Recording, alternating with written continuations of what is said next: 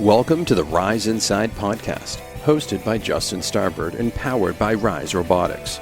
Listen as host Justin talks to experts from the Rise team about topics relating to mechanical engineering, industrial design, commercialization, and innovation. True collaborations work when ideas are integrated at inception to solve significant problems. Rise Inside brings together how the team continues to work with great folks to commercialize ideas. You're listening to the Rise Inside podcast. Here's your host, Justin Starbird. Welcome back to the Rise Inside podcast. My name is Justin Starbird, and I get to welcome back Rosa Henderson from Rise today. Rosa, thanks for joining me. Thank you for having me again. This is pretty cool. I love having you on and hearing your perspective on things. You've been now with Rise for several months, working on about a year now, and we're continuing our series on Inside Rise, highlighting our team and what makes Rise so unique in the industry, and the journeys that everybody took to get here. So this is pretty cool. Yeah, I've been really enjoying listening to them and listening to what my colleagues' interests are and learning about them. So I think they've been great. Well, you're one of the few employees that actually works off-site still, but you interact and engage with almost everybody in your role because of your proximity to Ken and others.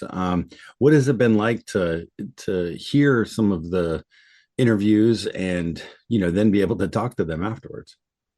That's the great thing about it, because I do work remotely. It poses a challenge to get to know people on a personal level and things like that. So, some of the ones that have posted, like most recently Zoe, and her dance interests and all the things of that nature were so interesting to me to hear. It's like, wow, that's really cool, So I think they've been a great outlet for people to get to know each other and learn about the people we work with. Well, and you're one of the people that the rest of the team wants to learn more about as well. You have such a unique background coming to Rise.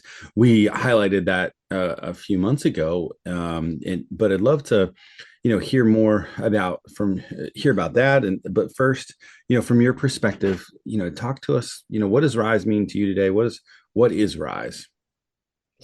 It was an interesting way for me to get here. Like others, I was more recruited to come here, which was great. And seeing the technology that Rise has, I mean, just today we had a meeting with a company that was talking about electrification and where the country is growing, or the everyone is pushing towards, and all the environmentalists and all the governments, and that Rise is one of the main solutions to have everyone push into that area, and how people are approaching us to say, how can we get on board with being prepared for all the things that are coming down the pike? So it's a really interesting place to be right now. Yeah, absolutely. It is really fascinating to get other people's perspectives on, who Rise is. Of course, just did a big trade show in Germany and got some events planned for 2023, but it is really interesting to hear people's perspectives of what Rise does. Mm-hmm. Yeah, and I'm still learning a lot. I am not from an engineering background or anything like that, so to me it's all amazing stuff because I'm just learning all the time. Well, tell me a little bit about your role, and how has it evolved since you got started? It's really fun because I started just very much, helping Ken manage his day to day. It was started with, well, can you help me schedule meetings and help me coordinate with people and keep my calendar straight, and just kind of keeping him on task. And over the last, like you said, 7-8 months now, it's evolved into learning about the technology and the engineering aspects, and developing scopes of work, and working with the Air Force, working with Kyle De La Quilla, a lot of his projects. And so, I mean, I've even started to get to the point where I can filter contacts that are coming in, or inquiries that are coming into Rise, and determining if the questions they are asking apply to what we do, And if it deems setting up a meeting with Ken or somebody else, to push them through the pipeline. So I'm astonished at myself all the time when I spew out conversations like, oh, I just said that. I understand what I'm talking about. Right. Yep. And for those that don't know it, and I don't know who wouldn't know at this point, but when you say Ken, you mean Ken Gray, the Chief Product Officer for Yes, Rise, correct. who we all know, you keep on track, and by extension, a lot of the rest of the executive team and managers here too. So it's been cool. But you bring up a really interesting point too about how you're continuing to evolve your own self-knowledge, but also gain confidence in what you're doing. Tell us a little bit about what led you to Rise, and why it's so, I mean, not that we don't gain confidence in every role, but why your story is unique. Yeah, I guess for those who may have not heard my prior interviews with you, I am certified legally blind. So I had a challenging journey to get into the workforce and have opportunities to explore and develop my skills. And so this is one of the first more in-depth roles I've ever had as an employee. And the amount of knowledge and experience and opportunities that have been presented to me has really been amazing. I didn't know that I was capable to the extent that I've come of the different skills I've developed. And, it sounds a little bit conceited to say things like that, but I'm just surprised myself all the time. I'm like, I have a lot of skills that I didn't have a year or two ago from the opportunities that I've gained here. And it's just awesome to explore and learn. I'm always eager. It's like, the more I can learn, the more meetings I can attend, the more I want to do.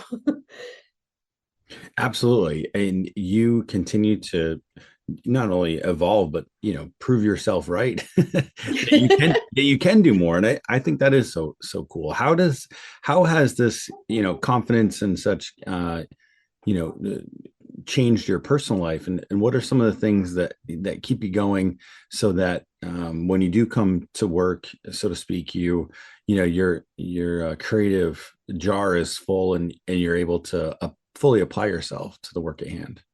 Yeah, it gives you confidence in every level. I mean, once you start accomplishing things in a work environment or in a professional environment, you're like, in a personal environment, you can do things too. And so just giving me the confidence to go out and do things in the real world, and explore opportunities outside of work is enjoyable. Being able to go on adventures or travel or do different projects around the house. It's like, okay, if I can figure out what some of my colleagues are talking about when they're talking about actuators and in different engineering aspects, I can figure out how to put together this shelving unit for the garage. Yeah, no, of course, that's great. What are some of the hobbies that you have, or that you and your family enjoy outside of work? It's frustrating because of my vision abilities. It limits me so much, but I love being outdoors and exploring nature and going outside and doing things of hiking. And especially since we moved here, a little background: I grew up and lived in California and then Montana for a majority of my life. And so now I've moved into a much more rural area of Montana, where I can explore hiking trails and outdoor activities. And it's so fun here. It's a smaller community. There's a lot of community events that go on, and it's just fun to be out and about. And one of my favorite things to do is to go to zoos or nature parks and just be around animals. So that's always fun. Yeah, absolutely. I think of Montana as rural already. So if you're going into even more rural Montana, Yeah, small town. Yep. yeah. And this is somebody coming from Maine, that it's rural here too. So I get it. Well, that is pretty neat. One thought, one question about that is, I do not have sensory deficiencies, and when you're thinking about some of those activities, how do you engage with nature when you're not able to fully see everything, and capture it through your other senses, so that you get a sense of your of surroundings, and be able to, like you said, really enjoy what is, the world around you. Well, I'm very lucky and again, it goes to a prior interview you and I did, is that I have some technology that I use, and the technology that has evolved over the last 5 to 10 years for the visually impaired, the all kinds of different disabilities. So the technology I specifically use is called eSight, and it's a magnification device that allows me to zoom in and magnify and see things, out and about in the real world. On my LinkedIn page, one of the banner pictures is a bunch of buffalo. And that was literally from me looking through my eSight and taking pictures with it when I was up at Yellowstone National Park. So, I'm lucky to live in, the time we live where all this stuff is available, and I can be more engaged in all those things by using that stuff that's out now. Well, and it certainly gives you inspiration to bring to work, and be able to look forward to what to do afterwards. What made coming to Rise, not just a reality, but when you looked at the mission, when we talked a little bit about at the beginning, you were recruited, so to speak, to come. Mm-hmm. What made you make that transition, to Rise, and be able to contribute in the way that you do? I think one of the biggest motivating factors for me, again, was that fact that I was being given an opportunity to explore and advance myself. But the technology of what Rise does was very interesting because, even from a non-engineering background, everybody knows and hears the world is going towards electrification, electric cars and things like that. So when the technology was explained to me, and I was like, well, shoot, that's just the next step. If we're talking about electric cars and electrification, electric machinery would be the next step. So it was just, I'm always very intrigued in technology like that. I'm not a super technical person, but I've always liked innovation and learning about new things. And it just made sense. Like, this is the way the world is going. So it's going to be fun to learn about it from the inside. Well, and you get to feel like you're part of, you get to be part of something bigger too, right? Yeah, I mean, And it's going to be a big impact on the world, I think. yeah, absolutely. And I think it's really neat to hear from your perspective, coming from a different industry to hear, and seeing the value, seeing the importance, but also being able to contribute, I think is so neat. What are from, you have a pretty unique vantage point within Rise, where you work closely with the product team, you work closely with the business development team. Where do you see some exciting changes on the horizon, some opportunities on the horizon, for Rise, and where do you get excited? I guess because of the amount of inquiries we're getting on the business development side, I'm starting to recognize the big names that are coming to us and asking questions.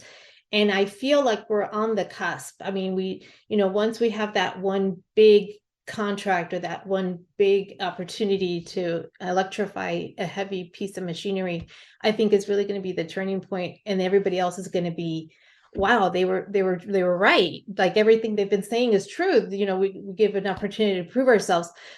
And kind of in an odd way, it's like my experience, like, I wasn't given the opportunity to prove my skills and my skill set until, Ken gave me this opportunity to come here. So I'm just like, if somebody would just give Rise the opportunity to prove what it's saying that it can do, that's going to be the turning point for Rise. I mean, we have several projects already in the works.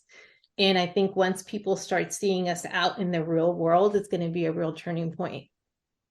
I just spoke with Tomas Sepp, the VP of Engineering, the other day, and that he echoed similar sentiments, and that by the time we go live with this particular interview, we'll have passed the date or milestone. But as you and I sit here talking about stuff, there is within the next week, we'll have Mhm. our first, commercial test pilot out in the real world, lifting and putting things down Right. through the Anthony Liftgates partnership.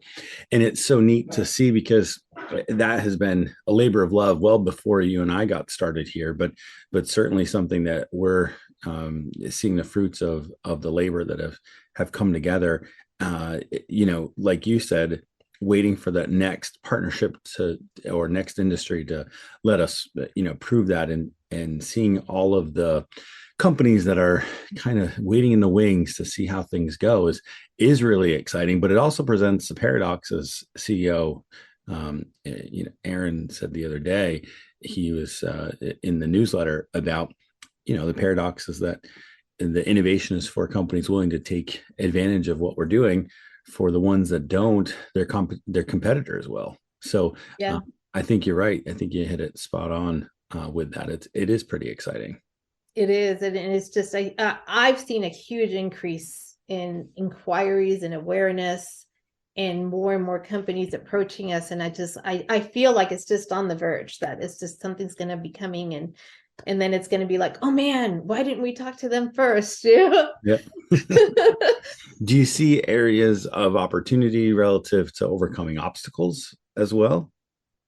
Yeah, I believe so. I mean, I think that there's a lot of opportunities that we're going to be able to take advantage of. It's just getting that right partnership. And then I think that, I mean, just day to day, we're having meetings with these companies that are just being very optimistic about what we can do for them. And I think it's going to be a great way to go here soon.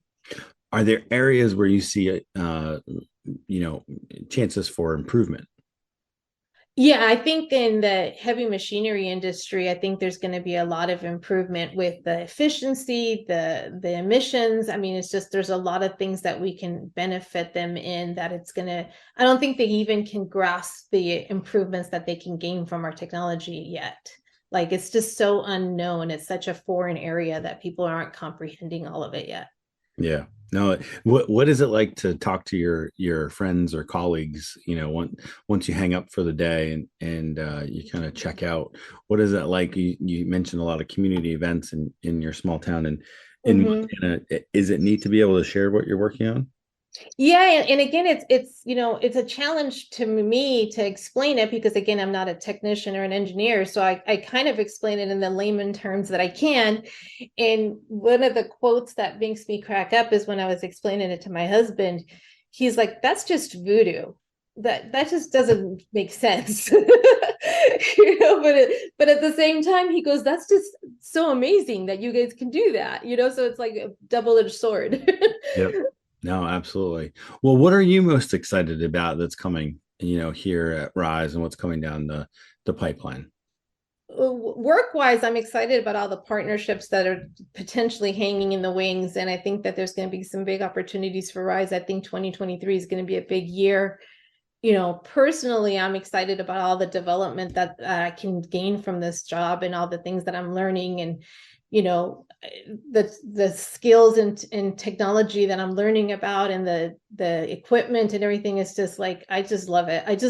I love getting up every morning and finding out what meetings we have for the day, because it's like, exciting to me to see who we're talking to next.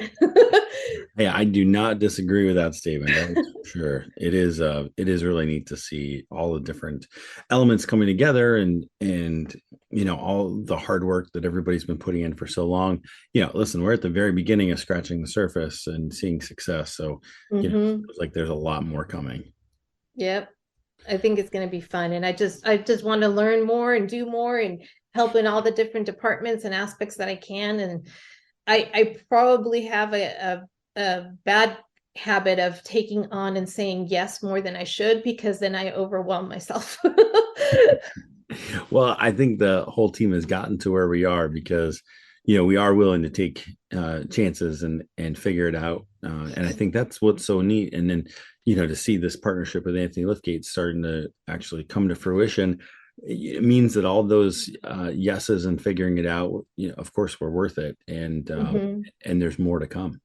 There's more to come. I know it's going to be exciting, and I'm looking forward to being at, maybe we can participate in some more trade shows and travel and things like that next year. I mean, that's my goal, is to travel and do things with the company and go to events and be a spokesperson at some point. Yeah, of course. Well, great.